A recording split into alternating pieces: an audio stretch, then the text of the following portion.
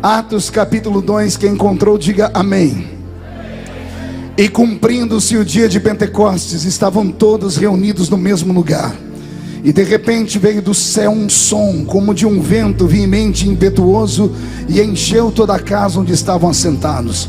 E foram vistos por eles línguas repartidas como que de fogo, as quais pousaram sobre cada um deles. E todos foram cheios do Espírito Santo e começaram a falar em outras línguas, conforme o Espírito Santo lhes concedia que falassem. E em Jerusalém estavam habitando judeus, varões religiosos de todas as nações que estão debaixo do céu. E correndo aquela voz, ajuntou-se uma multidão que estava confusa, porque cada um os ouvia falar na sua própria língua.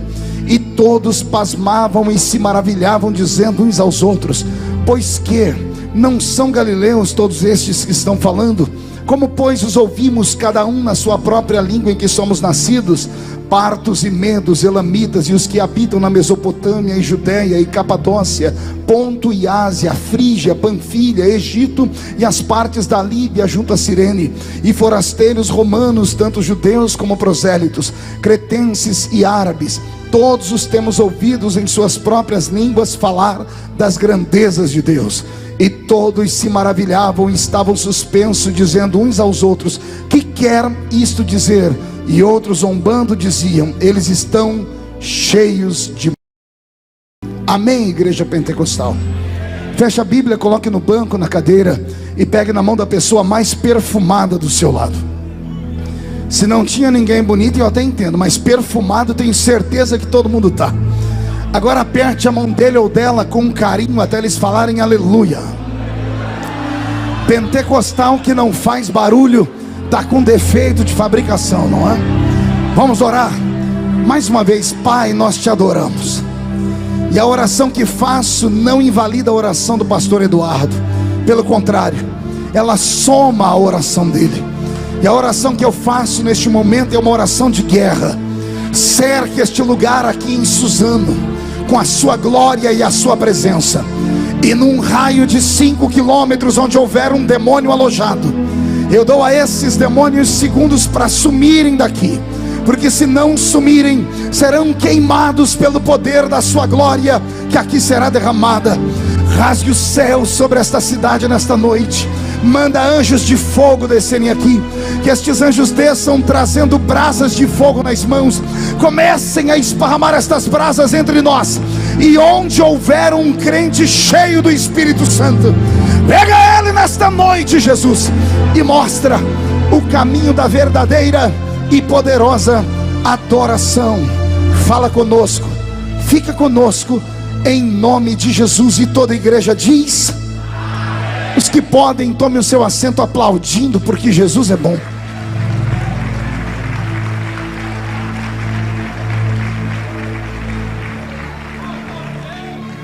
Glória a Deus.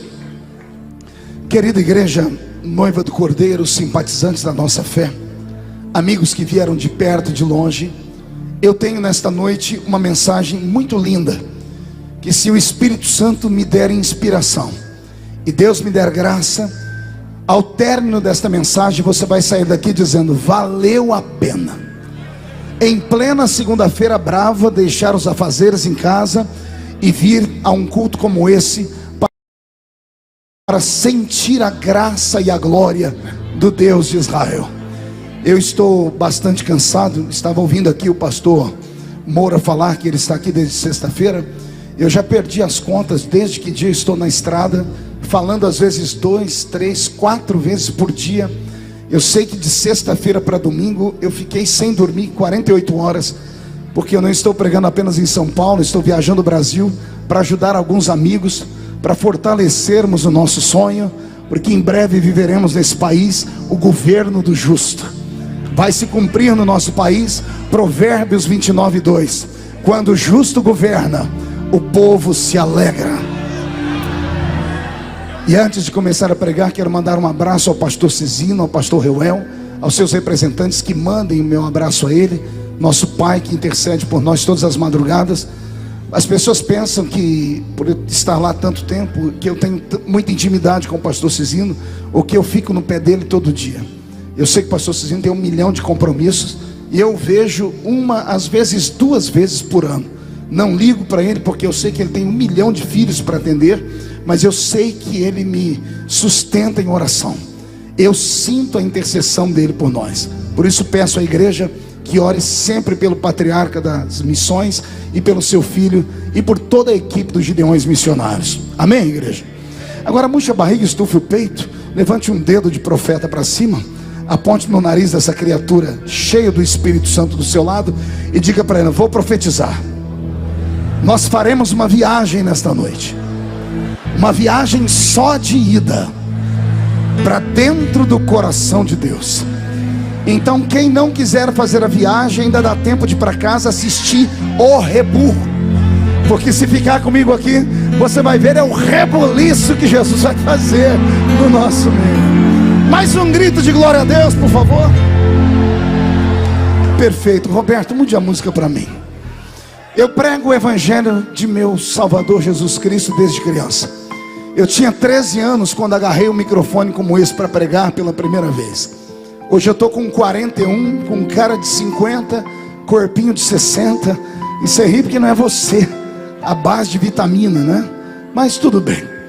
Mas eu não tenho na minha memória, desde a minha infância até hoje, nenhuma lembrança de um culto onde Jesus tenha faltado da reunião. Meia dúzia, entendeu? Vou melhorar a sentença. Eu quis dizer que desde criança até hoje, não me lembro de um culto onde Jesus tenha sequer chegado atrasado à reunião. Como pregador, às vezes sou obrigado, por motivo de força maior, chegar depois que o culto começa. Às vezes sou obrigado a sair antes do culto terminar. Mas Jesus nunca fez isso. Ele sempre chega quando o primeiro crente chega.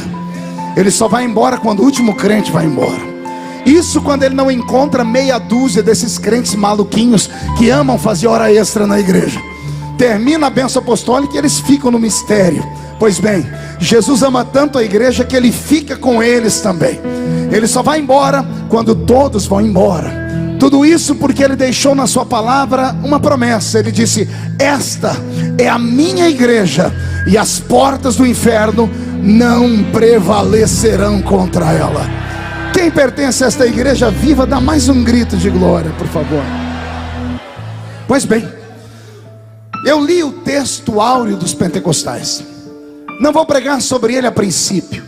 Eu usei apenas esse texto para despertar a memória dos crentes que, embora vivamos num tempo terrível, no mundo perdido, embora vivamos num tempo capitalista, onde os homens acreditam só em mamon, porque o Deus desse tempo é o dinheiro, embora até mesmo as igrejas tenham aderido a esta onda da prosperidade, e parece que olham para Jesus e enxergam ele apenas como um banqueiro, como aquele que pode curar todas as crises financeiras que temos, eu acredito que ainda exista no nosso meio um remanescente de homens e mulheres que, quando atravessam as ruas, as vilas e as cidades e vêm para um evento como esse, vêm em busca daquilo que o dinheiro não pode comprar, vêm em busca daquilo que a matéria não pode influenciar, vêm em busca de um poder metafísico, invisível, sobrenatural, que ainda rege a vida daqueles que são carismáticos e pentecostais. Aqueles que são como eu, criados com um tutano de Jeová, naquelas igrejinhas pequeninas, caindo ao pedaço. Mas os homens e mulheres que ajudaram a moldar a nossa fé eram cheios do Espírito Santo. A maioria deles analfa de pai, e o que sobrava era beta de mãe. Quase todos eles só com 2 dentes na boca, era o zagueiro e o atacante. Mas quando eles dobravam os joelhos no chão, até Deus ficava de pé lá em cima do trono para responder às nossas orações. Homens e mulheres que tiveram a mesma base espiritual que eu tive, não se entregam. Quando entram numa reunião como essa, ficam aflitos quando vêm os crentes que estão na igreja, mas pensam que estão em outro lugar, porque não param de conversar, não param de bater papo, não param de mandar mensagem de celular. Tem alguns que até dentro da igreja não largam a desgraça do Facebook. Alguns entram aqui dentro, como eu estou vendo lá atrás, nem vou olhar para não deletar onde estão, meninas lixando as unhas, casaizinhos fazendo carinho no outro, dando até beijinho no rosto. Esta geração é diferente da minha. Na minha geração, quando entrávamos num lugar como esse, nós guardávamos os nossos pés, porque tínhamos certeza de que esse lugar era um lugar santo. Oxalá que nesta noite você se desligue da terra e encha a sua botija de azeite. Nesta noite, eu vim pregar para aqueles que ainda acreditam que mesmo Deus sendo invisível, Ele é real e Ele está entre nós. Eu li o texto sobre a descida do Espírito Santo porque é sobre esta personagem que eu quero pregar. Quero falar sobre a terceira pessoa da Trindade. E já começo a explicar que mesmo estando Ele na terceira pessoa da Trindade, isso não diminui em nada.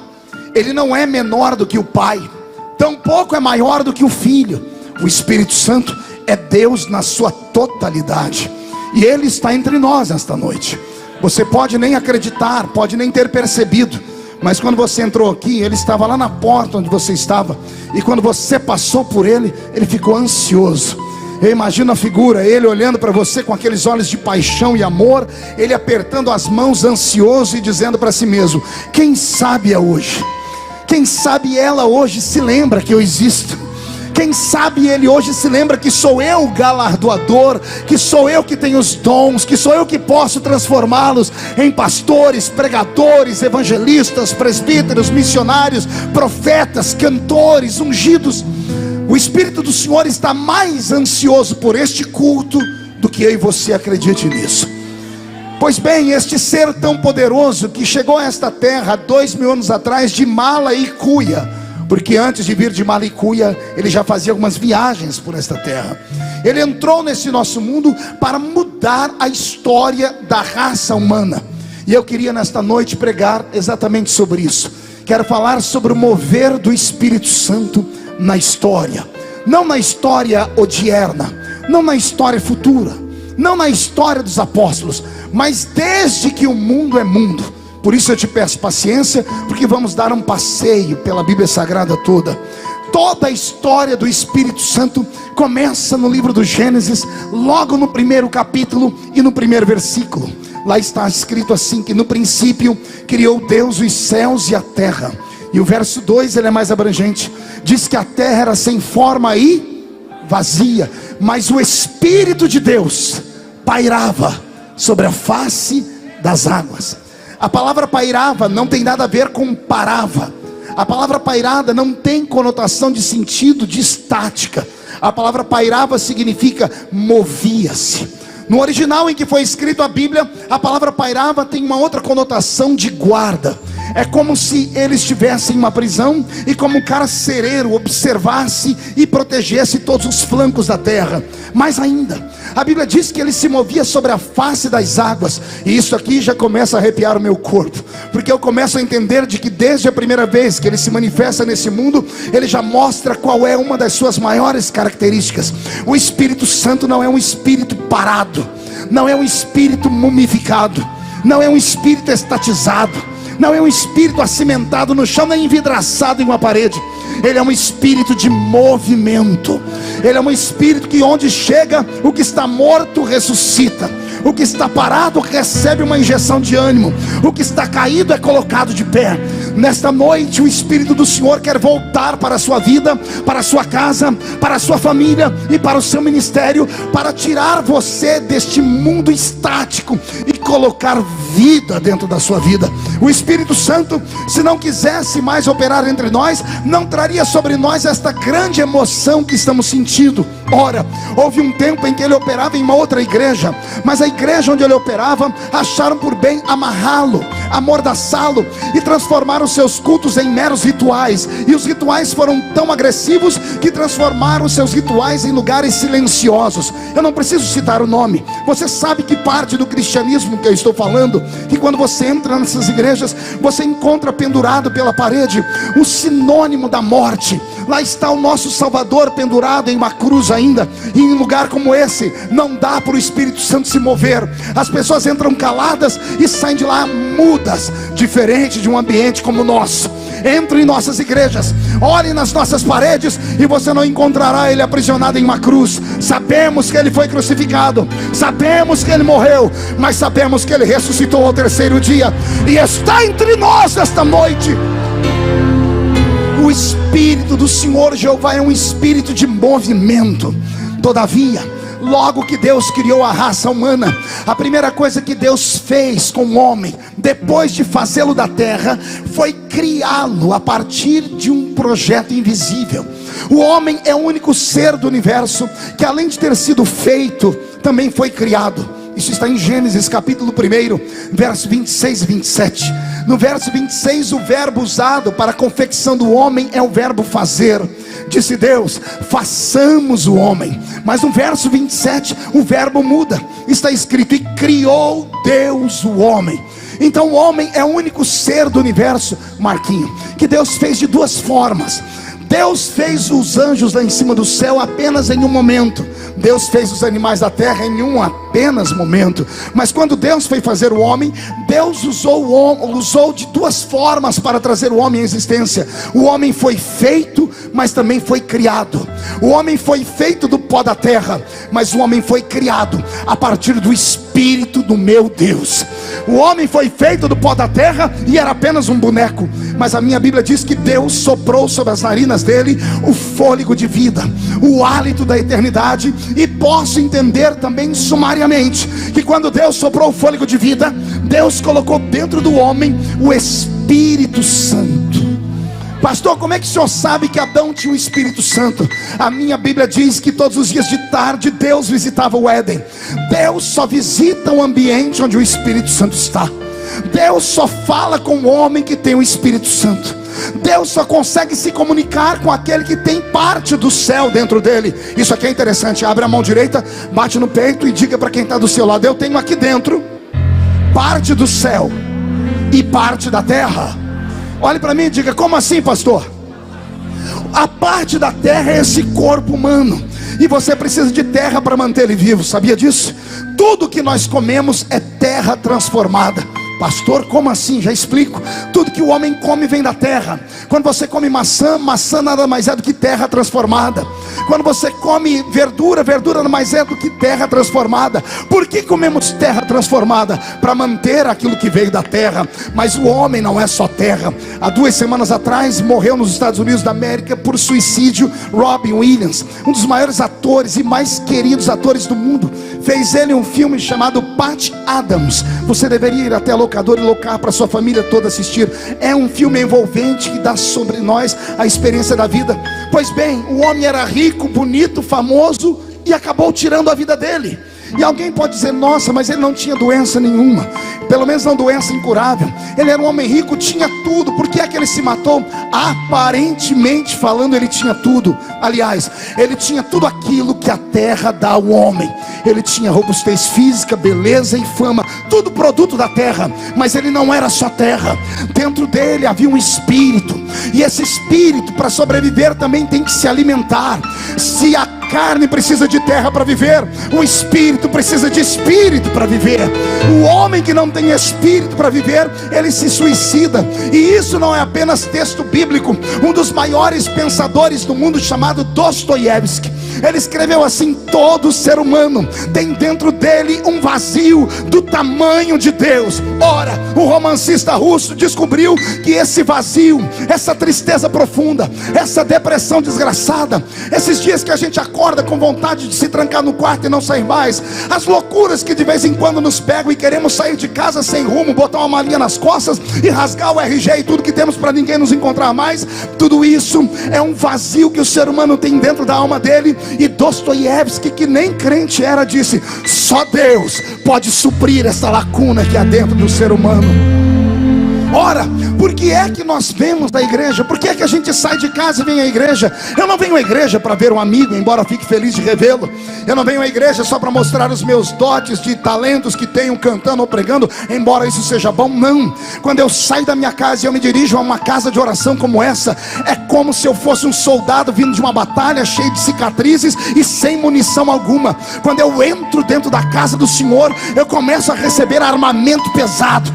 O Senhor troca a minha armadura, põe sapatos de fogo nos meus pés, uma espada desembainhada na minha mão. E eu que entrei aqui caidinho, até querendo me matar, saio do culto querendo encontrar o diabo para agarrar ele pelo chifre, esfregar a cara dele no chão e chutar ele para o inferno, porque aqui dentro eu recebo alimento para o meu espírito.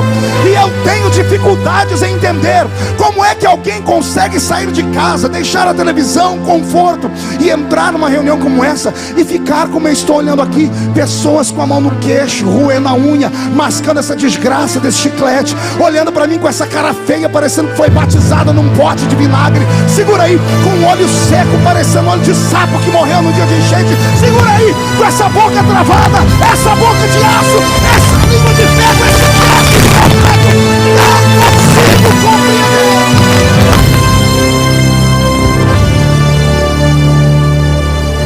O pior é que você senta com esse aí, esse geladão, e ele vai te dar desculpas. Ele vai dizer: eu não sou mais menino de igreja, eu não sou mais pentecostal desequilibrado, eu sou estudado, tenho um anel de formatura, sou poliglota, tenho um carro importado e trabalho numa multinacional. Essas coisas que esse pastorzinho fala não me pega mais. Eu agora sou inteligente, eu analiso, eu filtro, eu uso a minha razão.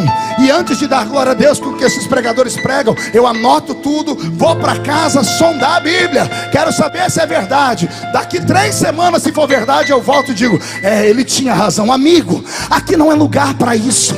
Aqui não é lugar para analisar pessoas. Aqui não é lugar para olhar para a roupa, para o cabelo, para a barba, para os olhos. Aqui é lugar de você ter misericórdia da sua alma, seu infeliz. Não, pastor, eu não sou mais menino. Que pena que você não é menino. Que pena que você envelheceu por dentro. Saudade de quando Jesus te tocava e você entrava no reteté da glória dele.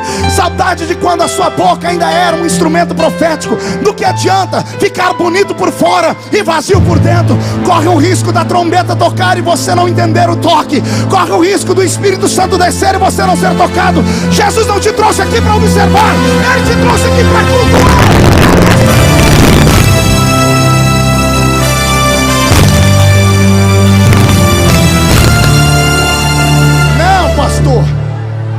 Pastor, pega leve, eu amadureci. Essa é a mais forte. Amadureceu? Será que você amadureceu mesmo? Eu até acredito. Mas uma fruta que amadurece demais, ela corre o risco de apodrecer. Você não amadureceu. Deixa eu te dizer o que é. O problema é que você enferrujou. O problema é que a tribulação da vida roubou a sua paz e a sua experiência. O problema é que você mudou por dentro. Ah, pastor, o senhor também mudou. Mudei por fora e para melhor. E agora até dei um cortadinho no cabelo, agora estou ficando até mais bonitinho.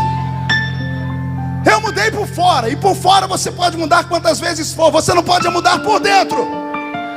Os crentes que me ouvem pregar de olhos abertos assim: nossa, ele mudou. Mas se fechar o olho, vai lembrar da voz do menino da Vila Tatu, que prega há muitos anos, e eu nunca deixei a minha fé esmorecer. Sabe por quê? Porque eu não abandono o Espírito Santo, eu não deixo ele sair da minha vida. Eu aprendi com Davi. Davi, no pior momento da vida dele, ele olhou para o céu e disse: tira tudo que eu tenho. Pode levar o reino, pode levar a minha saúde, pode roubar a minha fama, mas não retires de mim o teu Santo Espírito. Deixa eu te dar um conselho nesta noite. Faz o Espírito Santo ficar feliz. Daqui a pouco eu volto. Pois bem, logo depois do livro do Gênesis, o homem que tem sobre esta terra, ele tem o poder do Espírito Santo. E o que eu vou ensinar aqui agora é uma revelação profunda.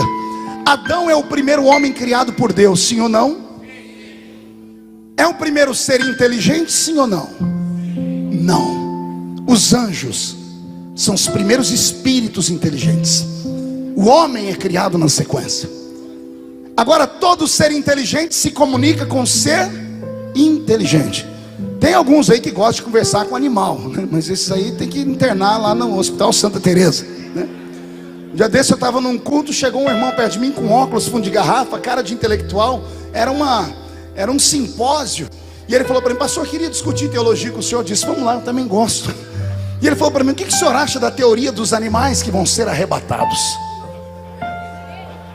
Eu disse: eu acredito. Ele falou: ah, então o senhor é dos meus? Eu falei: sim, acredito, eu estou falando com um jumento que vai para o céu.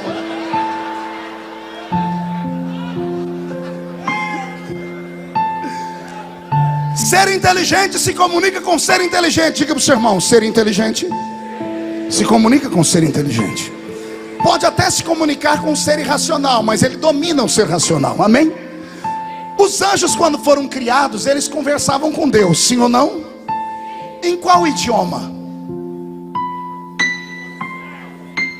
Qual é o idioma dos anjos? A Bíblia diz língua dos anjos. Língua dos anjos, amém? E qual é a língua dos anjos, senão a língua de Deus? Porque Deus os cria e os ensina a falar, amém até aqui? Agora respire fundo. Qual era a língua de Adão? Qual é o idioma que o homem falava? Porque a Bíblia diz que Deus falava com o homem, Dr. Bauer. Se você for pegar a enciclopédia Barça, que já é antiquíssima, vai dizer que a primeira língua que o homem falou foi a língua sumeriana, dos sumérios. E eu dou gargalhada disso, porque o homem que eu conheço na Bíblia não nasceu parecendo um macaco andando de quatro. Ele foi criado à imagem de Deus. Se ele foi criado à imagem de Deus, ele falava o idioma que Deus lhe deu. A pergunta é: qual idioma Deus deu ao homem? Simples. O idioma dos seres inteligentes. A primeira língua que o homem falou no Éden era a língua dos anjos. O filho fala a língua do pai, sim ou não? Adão é filho, quem é o pai dele?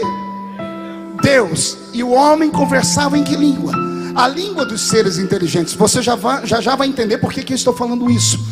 Deus falava com o homem no seu idioma, até o dia que o homem pecou. O dia que o homem pecou foi uma tristeza muito grande, e Deus teve que trazer a morte a este planeta, matando um animal para cobrir o seu pecado, a sua nudez. Logo na sequência, o homem recebe de Deus as maldições que ele tem que trabalhar: a mulher sentindo dores ao dar à luz, a serpente perde a articulação nas pernas e nos braços, e o diabo vai para o inferno e de lá para cá nunca mais dormiu.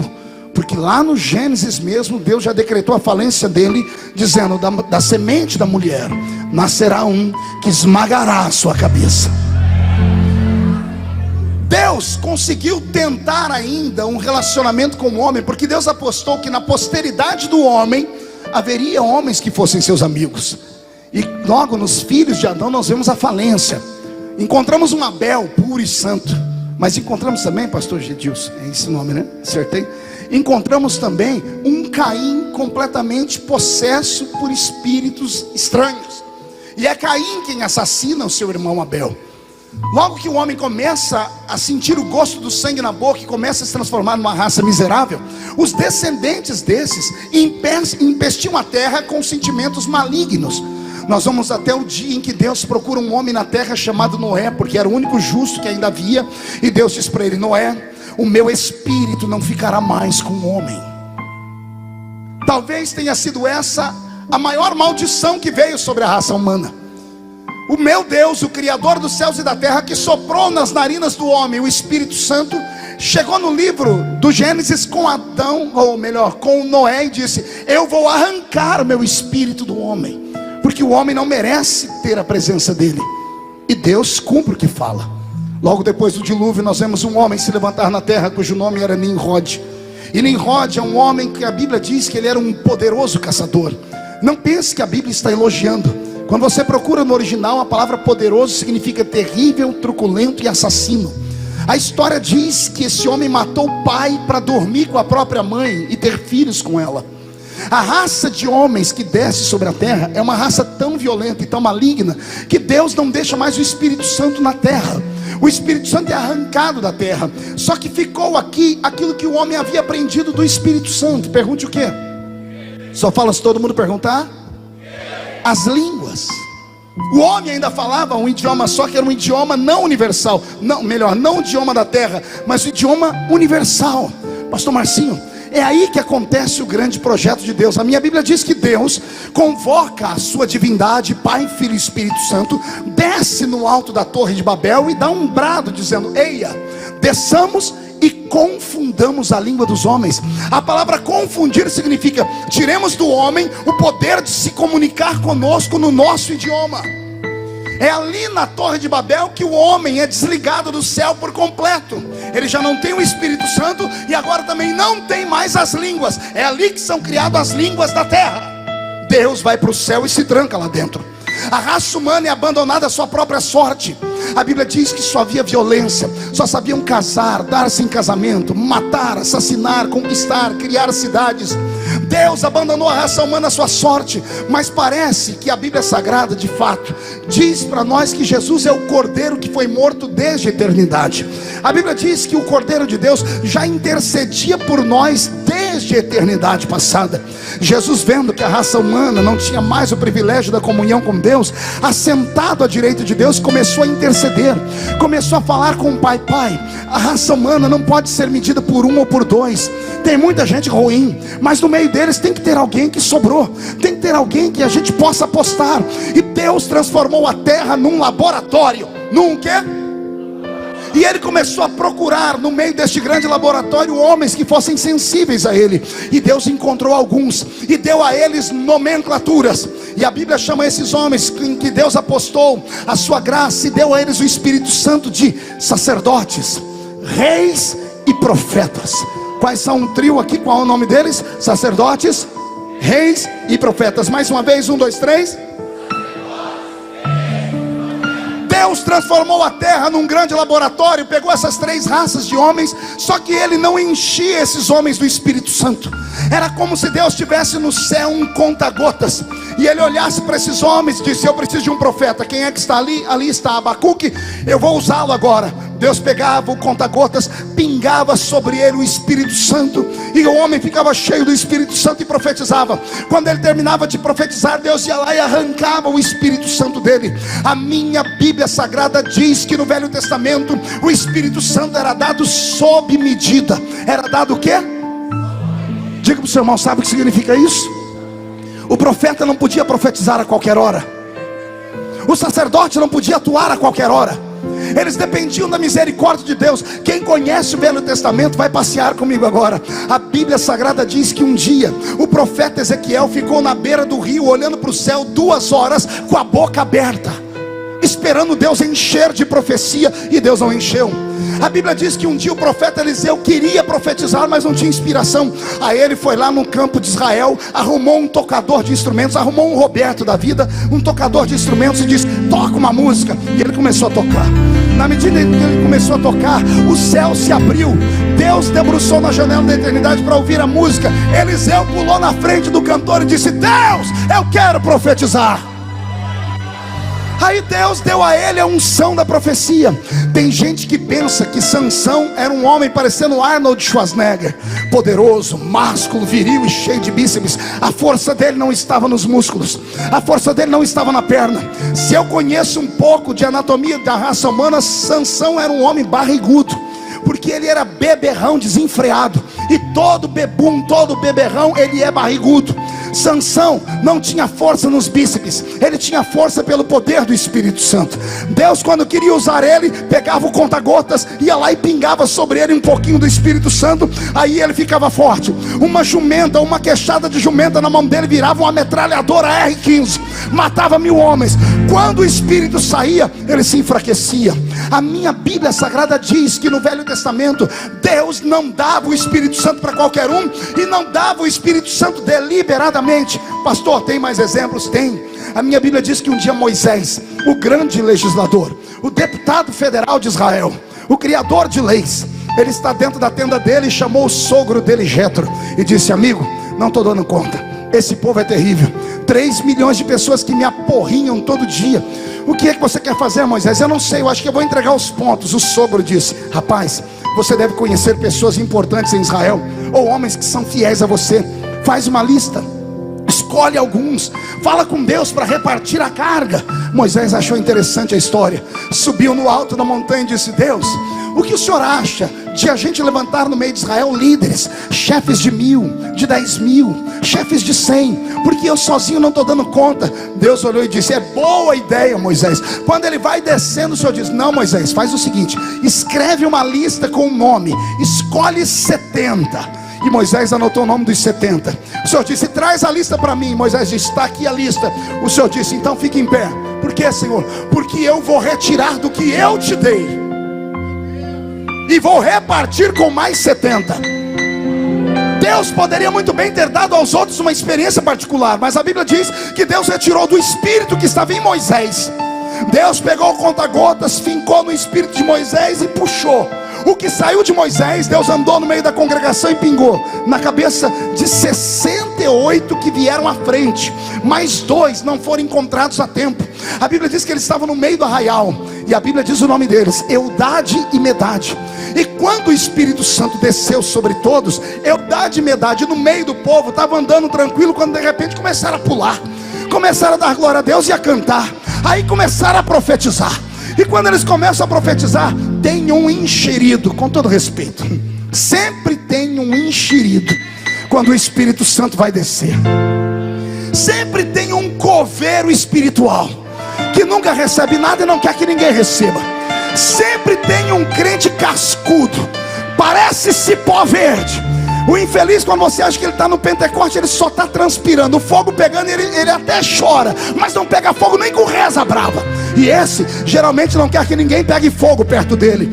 Ele viu os 2 meninos começaram a pular, foi pelo canto, chegou lá na tenda de Moisés. Para falar com Moisés tem que passar por Josué, e ele vai no ouvido de Josué e diz: Josué, tem 2 moços dando escândalo no meio de Israel, eles estão pulando, profetizando, lá não é lugar disso. Josué ficou irado, botou a mão na espada, chegou em Moisés e disse: Moisés, chegou a informação que tem 2 homens profetizando no meio de Israel, e o profeta aqui é o Senhor. Eu posso ir lá mandar eles parar? Com a espada eu tenho autoridade. A Bíblia diz que Moisés olhou para Josué e disse assim: ah, Josué, oh Josué, quem dera não só os 68 que estão aqui, quem dera não só os 2 que estão lá, quem dera todo Israel fosse cheio do Espírito Santo. O sonho de Deus era que todo ser humano fosse cheio do Espírito Santo, mas Deus encontrou bloqueios e barreiras no Velho Testamento, até que um belo dia Deus estava muito feliz. Ele olhou para uma nação que vivia o pior de todos os momentos de seca. Estamos no livro do profeta de 17 anos, 835 anos antes de Jesus nascer. Seu nome é Joel. A situação é tão grave que a história diz que a chuva descia, mas 1,5 metro antes de chegar do chão ela evaporava, porque o que subia da terra era um mormaço tão grande que a água não molhava a terra. Eles não foram salvos no verão, não foram salvos na cega. É por isso que a Bíblia tem aquele versículo tão lindo: passou a cega, findou o verão, e nós não estamos salvos. Porque a cega, quando Israel colhia os frutos que vinham da seara, e a outra parte, o verão, era quando Israel colhia os frutos das árvores, as tâmaras e as maçãs. Quando a colheita de cereais não vingava, Israel esperava o milagre vir dos frutos, e aí eles trocavam com outras nações. Mas no tempo de Joel, a Bíblia diz que Deus pesou a mão. Não houve colheita nem na cega, não houve colheita nem no verão. Quem já leu o livro do profeta Joel chorou, porque a Bíblia diz que até os animais baliam olhando para o céu, implorando por misericórdia. A Bíblia diz que as mulheres que tinham bebês desmamados levavam eles para a rua, e o choro da criança subiu ao céu em forma de clamor. Quando todo Israel foi para o meio da rua, e os velhos rasgavam as vestes dizendo: perdoa o nosso pecado, adoramos Baal, Astarote, Azera, Marduk, mas tu és o único Deus. Quando Israel clamou, Deus foi lá na casa do menino de 17 anos, colocou na boca dele uma trombeta, que eu chamo de trombeta do avivamento, e ele foi para o meio da praça e disse assim: assim diz o Senhor, Israel, há de ser que nos últimos dias derramarei do meu espírito sobre toda a carne. Vossos filhos e vossas filhas terão visões, vossos velhos sonharão sonhos, e naqueles dias derramarei do meu espírito sobre os servos e sobre as servas. Toda a carne verá a minha glória. Quando o profeta Joel profetizou isso, eu imagino que ele mesmo colocou a mão na boca e disse: o que eu estou falando? Como pode toda a carne receber o Espírito Santo, se Deus só derrama o Espírito Santo sobre sacerdotes, reis e profetas? Israel e toda a nação esperou que Deus derramasse o Espírito Santo nos seus dias, mas atravessamos a Bíblia Sagrada e vemos que os homens que recebiam o Espírito Santo parece que não davam valor a ele. A Bíblia diz que Davi, o homem segundo o coração de Deus, dormiu com uma mulher que não era dele e mandou matar o marido dela. O homem mais sábio da Bíblia, Salomão, morreu em loucura por causa do amor das suas 1000 mulheres. A minha Bíblia Sagrada diz que até Moisés, o grande pastor de Israel, ao invés de começar o seu ministério dando vida, começa matando um homem, enterrando na areia. A Bíblia Sagrada nos mostra que todos os homens com quem Deus tentou manter relacionamento de amizade fracassaram. Era a forma do diabo andar nessa terra e gritar para o céu dizendo: todos os homens que levantarem aqui, eu derrubo e assassino. Dito e feito. Chegou um dia que a paciência de Deus se esgotou. Estamos no livro do profeta Malaquias. Por que é que você acha que ele e o seu contemporâneo Zacarias têm profecias tão violentas? Uma delas é de morte e destruição do mundo, onde eles dizem assim: o sol ficará tão quente que a terra vai ferver, os olhos dos homens apodrecerão em torno da sua própria órbita. Mas quando eles estão profetizando maldição, Deus enxerga o futuro e inspira um deles a olhar para o céu e a gritar assim: todavia, para aqueles que temem ao Senhor, nascerá o sol da justiça. Terminamos o Velho Testamento. Em Malaquias Deus se cala e Deus desmonta o cenário da sua glória. Pergunte como? Deus tira da terra tudo aquilo que era celeste. A Shekinah desaparece. Os anjos não descem à terra. Os homens não recebem mais inspiração para profetizar. Deus não aparece mais na terra em forma do anjo do Senhor. Os homens ficam abandonados. De Malaquias ao livro de Mateus nós temos 400 anos, chamados de período interbíblico, entre o Velho e o Novo Testamento. Um período em que Deus ficou sem falar com o homem, porque o homem foi julgado e condenado. É por isso que a Bíblia Sagrada no Velho Testamento diz: a alma que pecar, essa está decretada a falência do homem. Mas como eu disse, à direita de Deus está o intercessor, e Jesus começou a interceder. Eu imagino o pai gritando lá em Isaías capítulo 6, olhando para a terra e dizendo: eu fui, ninguém deu valor a mim, e agora a quem enviarei? Quem há de ir por nós? E lá do céu uma voz gritou respondendo: eis-me aqui, envia-me a mim. É a maneira de Jesus falar: pai, eu vou lá desbravar os corações, eu vou descer naquela terra e vou encontrar um grupo de homens que merecem a presença do Espírito Santo. E a minha Bíblia diz que começa um novo tempo na terra. Israel ficou 400 anos sem ouvir profeta, até que Deus rompe, até que Deus começa a trazer o avivamento. E o avivamento não começa com palavra doce, o avivamento não começa com profeta meia boca, o avivamento começa com um profeta macho. O profeta entra em Israel com um cabelo desse tamanho, a barba desse tamanho, uma roupa de pelo do camelo, magricela com a vareta, carne queimada pelo sol, comendo somente gafanhoto e mel silvestre. E ele abre as portas de Jerusalém gritando: arrependei-vos, porque é chegado o reino de Deus na terra. Olharam para ele e perguntaram: tu és o Messias? Ele diz: não, eu sou a voz do que clama no deserto. 400 anos de terra seca, 400 anos sem poder, sem unção, sem Espírito Santo, sem anjos. Aí vem esse homem, na força de uma leoa parida, entra em Israel e dá de dedo no nariz do rei Herodes, aponta para Herodes e diz: essa mulher que está contigo não é sua mulher, é sua amante. E ele começa a revirar Israel e botar Israel de cabeça para baixo, até que expulsam ele de Jerusalém. Mas não tem problema, o profeta sabe qual é o destino dele. Podem calar um profeta, mas não podem calar suas profecias. Já estava decretado, o Messias ia chegar na terra.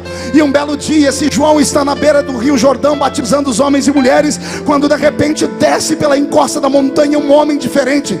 E ele, que chamava todo mundo de raça de víbora, nesse dia não chama de víbora. Ele aponta a mão e diz: eis aí o Cordeiro de Deus que tira o pecado do mundo. E o Cordeiro desce, mas não desce às águas, não antes que João saia das águas e vá ao seu encontro. João vai no ouvido dele e diz: eu preciso ser batizado por tu, e vem tu a mim.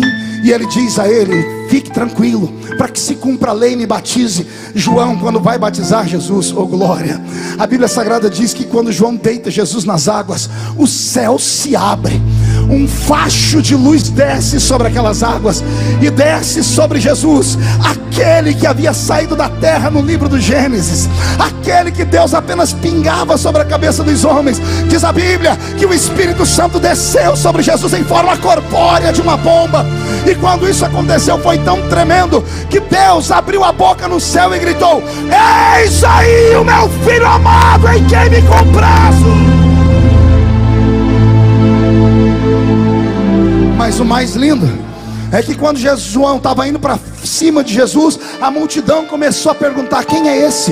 Que até João vai atrás dele para ouvir. João escutou, foi subindo as águas do Jordão e foi gritando: esse é o homem que eu falei.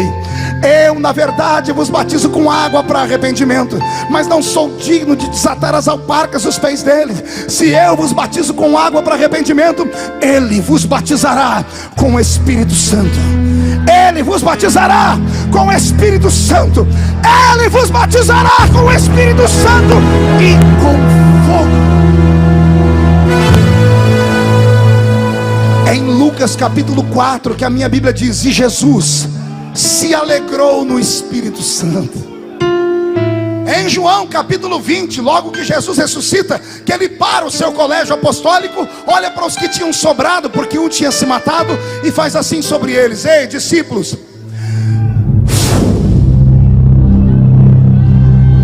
a Bíblia diz, e Jesus soprando sobre eles disse: recebei o Espírito Santo. Interessante, pergunte o que?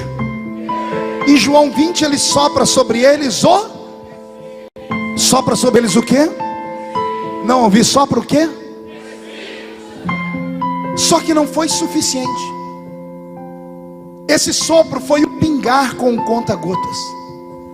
Jesus deu a eles um pouquinho do Espírito Santo e disse: isso aqui é força para vocês chegarem lá em Jerusalém, porque é lá em Jerusalém que vai cumprir a lei. Lá vocês vão receber o Espírito Santo de maneira plena. Ficai em Jerusalém até que do alto sejais revestidos de poder. E aqueles que o assistiram durante os 40 dias em que ele passou pela terra após a sua ressurreição, que foram quase 500, se reuniram ao solapé de uma montanha. Ali viram ele ressuscitado, viram ele ir ao céu, e ouviram ele dizer: fiquem em Jerusalém. Os que creram saíram dali e foram para Jerusalém. Dos 500, quase 120 acreditaram. E enquanto esses quase 120 entraram dentro de Jerusalém, eles tiveram uma batalha espiritual de 10 dias. Quantos dias? Diga para o seu irmão: Jesus morreu, ressuscitou na Páscoa, passou 40 dias visitando a terra e foi ao céu. Mas o Espírito Santo só desce no Pentecoste. E o que é o Pentecoste? É a festa dos 50 dias do descanso da terra. Pentecoste não tem nada a ver com fogo, não tem nada a ver com línguas. Nós pentecostais colocamos esse sinal, mas é apenas uma festa. Foi só com 50 dias que o Espírito Santo desceu. Agora, o que eu acho lindo é imaginar que pela primeira vez na história a terra fica sozinha, sem a presença de um dos 3 personagens da Trindade. O Velho Testamento inteiro, mesmo Deus estando no céu em silêncio, ele observava a terra. De Gênesis a Malaquias, nas primeiras 5 dispensações da inocência, consciência, governo humano, patriarcal e lei, foi Deus quem dominou. Quando Deus subiu, Jesus desceu. E Jesus passou com os homens 33 anos e meio. Quando Jesus subiu, ele disse: eu vou, mas mando outro ficar no meu lugar. Só que o outro não veio instantaneamente. Levou 10 dias para descer. Quantos dias? A pergunta é: por que o diabo não dominou a terra nesses 10 dias? Porque parece que a terra não tem rei. O Velho Testamento Deus estava aqui, Deus subiu, Jesus desceu. O diabo não dominou porque Jesus estava aqui, o príncipe estava aqui. Mas Jesus subiu e o Espírito Santo não desceu. Levou-se 10 dias. E foi aí que o diabo tomou ódio da igreja. Foi aí que o diabo passou a odiar os crentes. Quando ele viu que a terra ficou sozinha, ele disse: agora eu viro isso aqui do avesso, eu vou mandar na terra, porque só tem um grupinho de quase 120 banguelos orando. Coitado. Quando esses 120 cravaram o joelho na terra, eles oraram 10 dias sem parar. O diabo percebeu que a oração da igreja sustenta a terra. Não, você não entendeu? Vou desenhar. O diabo percebeu que a oração da igreja sustenta a terra. Por isso Jesus disse: as portas do inferno não prevalecem contra você. Agora pergunte para mim, pastor, por que Jesus levou 10 dias? Porque quando ele entrou no céu e deu um abraço no Pai, para convencer o Pai de que o Espírito Santo tinha que vir aqui e morar conosco, não foi nada fácil. Deus deve ter argumentado com o Filho dizendo: eu enviei o Espírito Santo sobre Adão e ele traiu. Mandei sobre os filhos e os filhos traíram. Eu arranquei o Espírito Santo da terra porque ele é sensível, ele é um gentleman, ele é um cavalheiro. Eu enviei o Espírito Santo sobre os homens e os homens traíram ele mesmo assim. Você esteve lá, ficou cheio do Espírito Santo e eles mataram você. A raça humana não merece o Espírito Santo. Se eu conheço a Bíblia, Jesus não sentou no trono durante 10 dias. Durante 10 dias ele chamou o Pai para uma conversa e disse: Pai, calma, não é assim. Olha lá para a terra.